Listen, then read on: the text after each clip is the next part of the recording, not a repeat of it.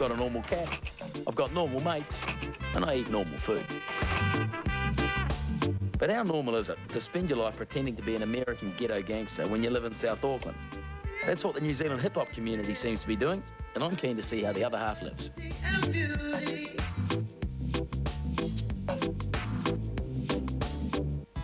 your paper up. Stop playing. Get your paper up. Come on.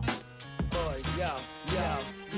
The hip-hop community in New Zealand's been growing since the 1970s, when it sort of kicked off with a bit of break dancing, maybe groups like the Upper Hut Posse. But now it's really representative of streets like this in Otara, South Auckland. But while hip-hop might be the sound of the streets, you can't deny it's got some PR issues. It's getting blamed for inciting street gangs, violence, and a whole host of youth problems. Hip-hop record label Dawn Raid has been involved in the hip-hop scene since the beginning, and they say the problems were there before the music. Hip-hop, they reckon, is just telling it how it is. What the kids are saying in their music and that is actually what's happening to them. Yeah. You know? And I can understand why, you know, no one in Timaru will understand and look at it as like, man, that's pretty heavy.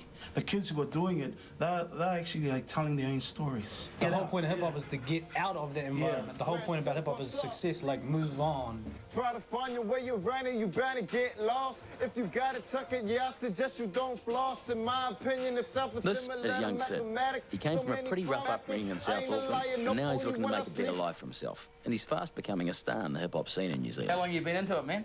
I've been into it for a while, ever since I was like 12, How old are you now? 20. 20. A lot of the beats sound as though they've got an American influence. Yeah. Nah, yeah, we got like, our beats sound similar to theirs because that's where it's at. Everything over there is cool, but I'll take on it like our rhymes with what we've seen and done. So, yeah, like it's real to us. Young Sid has a host of people who believe he's got what it takes. He's published a record that went well, and you've probably seen his video featuring a host of his mates from the streets. So this is where you lived when you grew up? Yeah. I stayed on that street for about 11 years. You still stay around there? Yeah, I still stay around the area.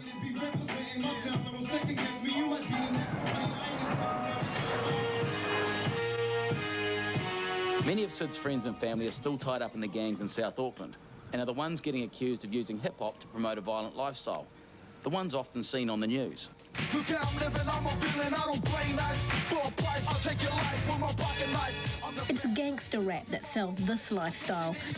But police and youth workers believe gangster rap lyrics encourage young people into crime. It's negative, it's derogative towards women, and it goes against, I suppose, the culture of respect and values that us as Pacific have grown up with. This is the world young Sid grew up in, and the one he's trying hard to get away from. You have learned to grow up quick, seeing all like the violence that happens. Yeah. The violence, the parties, not being able to sleep in your own bed, you know what I mean?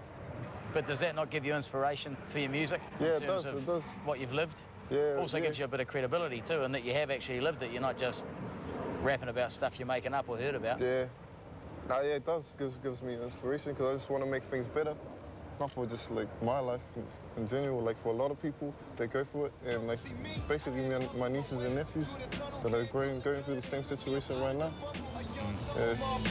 I blamed it on my upbringing. Mother was an alcoholic, father was a drug dealer. Put them two together, you get me. I ain't have to explain much, cause you know I'm getting so to the team. If there's a beat that I like, I'll just start writing my rap just there on the spot.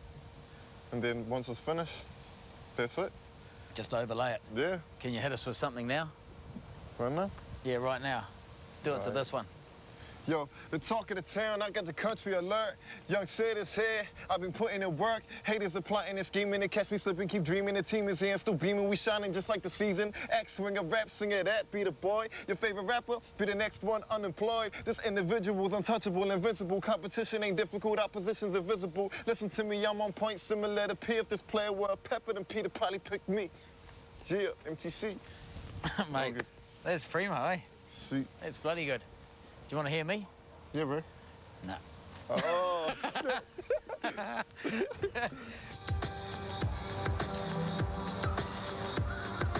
When you see Otara on the TV news, it looks a lot more sinister, but some people here are doing great things, like hip-hop dance group Desire. Not all hip-hop is constructive, you know. If you go by history, anywhere you're dealing with people that may be oppressed or marginalised, and it's in the suppression of that, in the souls of those people. When they get to express it for a form or medium, out comes all that kind of stuff. Desire have made a big impact on the world arena of hip-hop dance. Crumping that is the in theme right now with the New Zealand youth culture. Just basically, you know, shaking their hands, shaking their legs, just expressing themselves, the freedom to do what they want to do. Some of the moves are set and some of them are free, expressive, but it's all about letting out what's inside of you. And it could be anger, it could be frustration, and giving that opportunity for these young men and women to do that without fighting. We're really proud of these 3 young men here that have come tonight, and there's so many other young men and women that have got their story that they need to tell and to express out in the hood. So if you won Lotto, you bought the winning ticket, do you stay in Otara? Yep. What do you do different?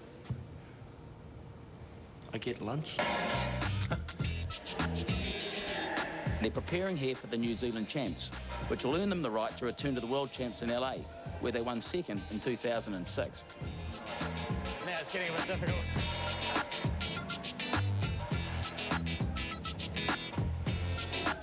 What is it about the hip-hop dance and the whole hip-hop culture that's hit such a chord with South Auckland and with New Zealand? I think it might be, for me, I think it's something that, like, anybody who wants to give it a go can give it a go and be quite good at it. We love what we do, and, you know, dancing, and we just want to inspire people to do what they do best, whether it's dance or whether it's sports or whatever, just to give them hope, so that just to encourage them that they can do what we're doing. And they might have not heard that before, you know, from their parents. They might have not heard that encouragement. I've been told heaps in my life, oh, you're useless, you're not going to achieve that much or whatever. But then I think that the thing about dancing is that anybody can do it and then they can be quite good at it. Can you teach me a couple of moves? I'm a white fella and I'm over 35. I got your back, man. I got your back. You go left foot, and then what you got to do is you just got to pump it up, okay, like this. Pump it up like that? Yeah.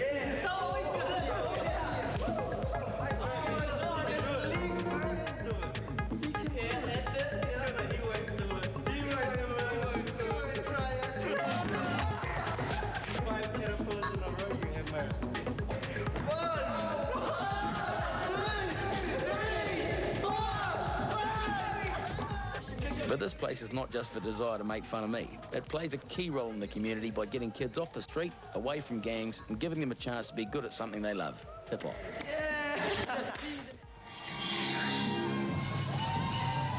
It's a big deal for Desire to win the New Zealand champs, and it's a lot more than just winning the competition. It's an important step for growing their business. Oh, the vibe backstage is intense, man. You can cut it with a knife, you know. There's 12 groups. They're not separated. They don't have their own changing room. They're all in the same auditorium together, and they file out one after the other. So they've got to psych themselves up. They've got to do their pre-dance routine, all in the company of their competitors. So it's pretty intense in there.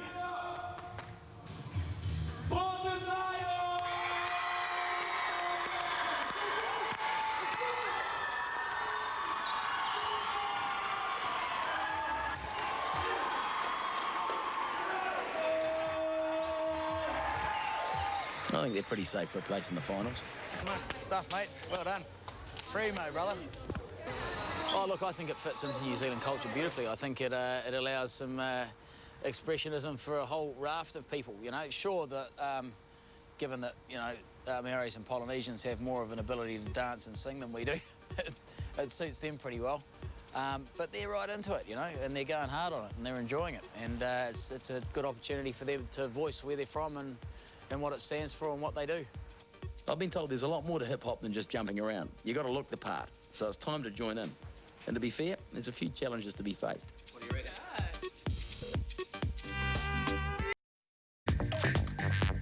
Well, it seems to me that hip-hop's all about street cred and style. I've got to make sure I look the part. If you can't be the part, look the part. That's what my mother always told me. What used to be fashion by necessity in the street has now become fashion in High Street.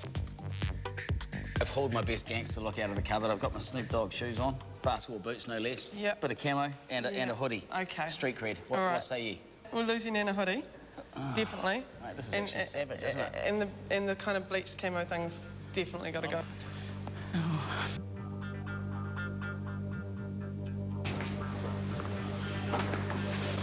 Oh, yeah. What you reckon? Oh, yeah. Starting to feel a bit more comfortable like this. It's quite special, isn't it? You know, it's not something I'm particularly comfortable with, although I'm more comfortable than when I first went in there and started on, you know, with the basketball outfit. But it's a matter of bluffing my way through it, I think. One part of the hip-hop community that really gets up my snoz is the senseless tagging. But apparently, there's a bit more to it than I understand. Well, the underbelly of K Road, graph or graffiti. For the uninitiated, that's what we're up to now. This is the other world of graffiti. It's the upmarket money style of the art that desecrates and decorates our streets. Johnny, are you the prick who keeps drawing on my fence? No. That was the old me. I got into graffiti art just through being an artist, really, to be honest. Yeah, fair enough. I'm not one of the bad kids, but the bad kids saw my drawings and were like, come on, mate, you're coming out on the streets and painting with us. That is art, but, you know, these monkeys who go around bloody drawing their name on the neighbour's fence, you know, that doesn't get your support, does it? You know? Well, I'm not going to advocate it, but once again, I think that has a place as well. Ideally, I don't want to see it on the front of your grandmother's fence, but however, if it's down an alleyway or in the toilets of, you know, some dirty bar, that's where graffiti, that sort of graffiti will be, and it's always going to be around. So I think if you let it exist in certain places, hopefully it's not going to come and interfere with... Carloa Park, good spot for it. Absolutely. Good place to paint, I guess. Maybe a discarded ceramic. This thing here is probably the best piece I've seen here so far. This one here? Yeah, it's by this guy, Help. How can you tell that? That's an H and an E-L-P. Oh, it is too, yeah. What about this one up here with the bird blowing gum? I couldn't tell you what it says, but look, someone's come along and tagged on it, you know? That wouldn't have been the artist that actually painted that, would not have done that. Nag has come along and just put his bloody name in the middle of this.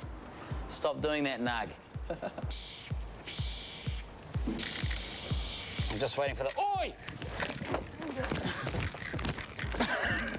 Oh, I like it, eh? I reckon it adds a bit of character to a city. I think when you, you know, travel outside of New Zealand, it's, you know, quite prominent. And I think, you know, done well, as long as it's got some skill to it, I reckon it's quite a beautiful thing that adds to the city.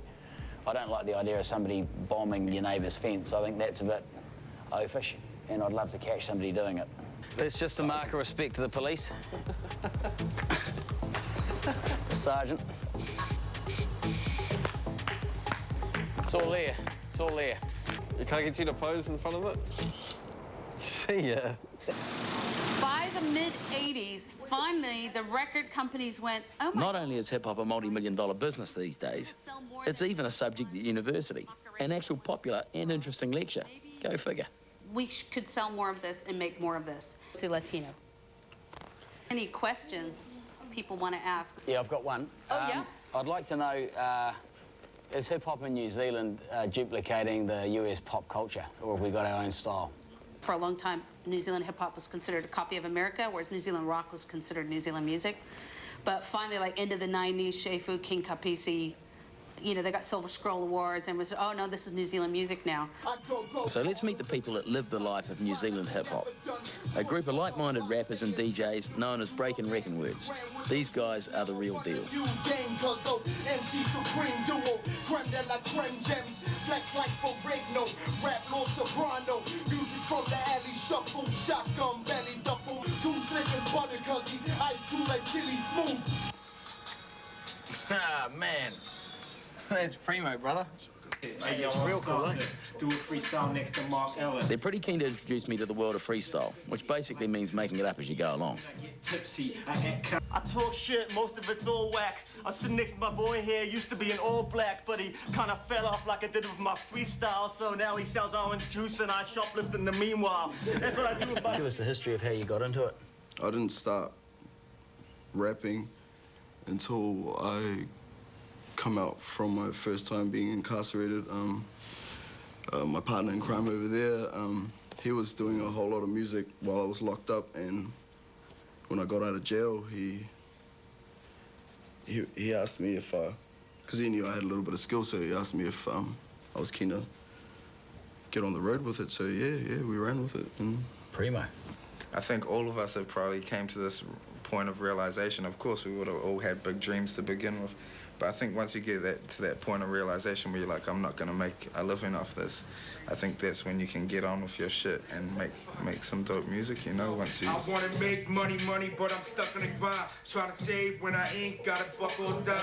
No job, no beats, no inspiration. On the weekends, I'm at home on the PlayStation. On my vacation, funded by the old folks. I'm rolling road smokes, trying to scab a quick toke. I'm on my brick folks. And surprise, surprise, time to humiliate the new boy.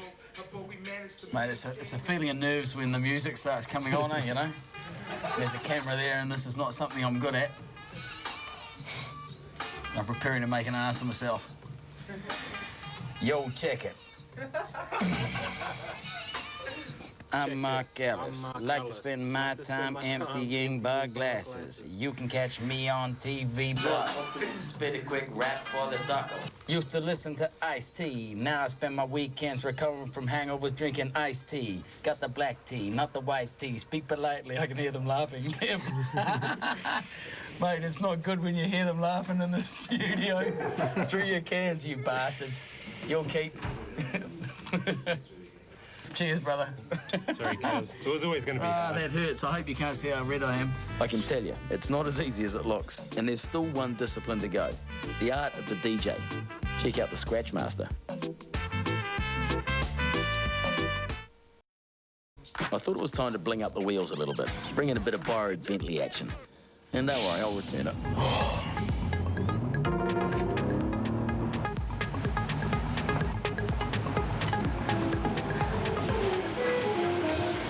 The other great thing about a Bentley is you can double park or park it anywhere you like, and parking wardens aren't allowed to give you a ticket. Time to massacre the final part of my hip-hop education. They call DJ Sir-Vere the godfather of New Zealand hip-hop. He was voted #1 DJ, and he's got some passionate views on the bad rap hip-hop gets. You ready? And we'll bring the beat in, all right? Here we go. Oh, good. Here you go.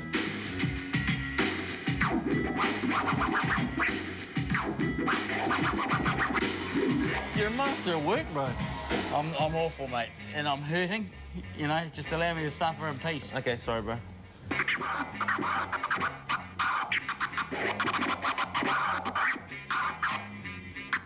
I don't buy into any of that bullshit about rap being a bad influence. It's complete bullshit. Yeah. Because so I was watching a fight on a rugby field, so I was watching an Arnold Schwarzenegger movie, and he's a bloody mayor, or you know what I mean? Like, it's all bullshit to me. People will make of anything what they want, but hip hop has always been positive from the very beginning. It was always about not doing something differently or creating. So, sure, people talk about running around with guns in New York and LA. But people are running around with guns in LA. It's like when people come into town and they see 10 of my friends from South Auckland, Papakura, standing on the corner, they're like, oh my God, this guy's gonna beat me up. Yeah, cross the road, cross the road. Well, that's what I'm just saying. It's like, how the hell did hip hop get associated with that?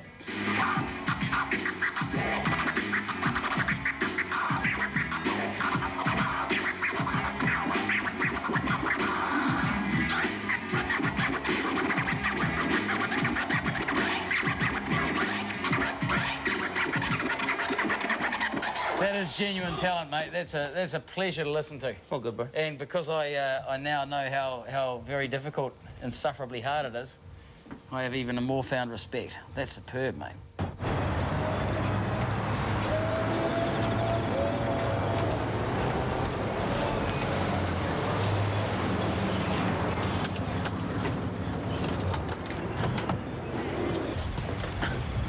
Well, this is the big night. It's one of the disciplines of hip-hop, dance. And tonight, my crew, Desire, the guys I met earlier, they're in the finals. And last year, they were second in the world on the international stage. This year, they've got to win the nationals before they can go abroad and bring back the #1 position. So, fingers crossed. Pop, pop, pop, pop, pop, pop, pop, pop, pop. Woo! You're gonna bend your right leg. Yeah. And straighten your left leg. Oh, like that, like that. Yeah. Oh! Bam! Cheers, brother. Sweet. That's all you're going to get out of me, too, I can assure you. You to the New Zealand Hip Hop Dance Championship for 2007.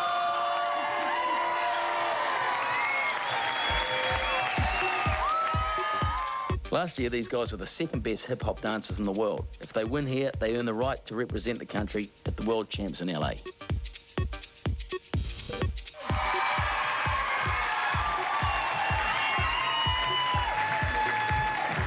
The winners of the adult section, South Australia in New Zealand, Desire.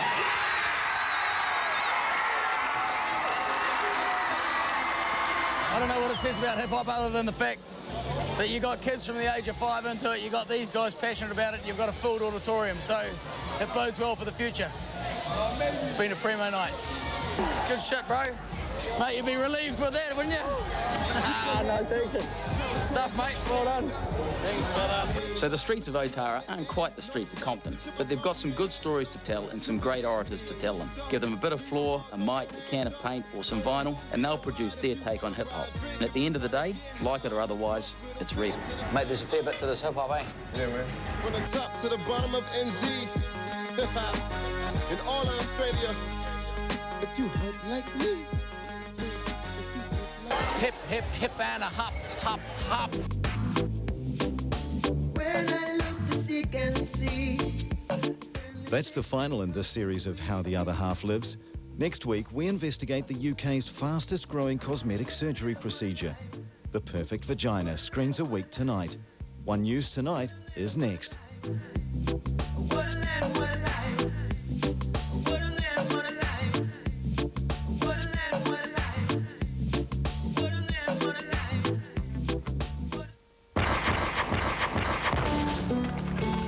Chico. Supporting local content so you can see more of New Zealand on air.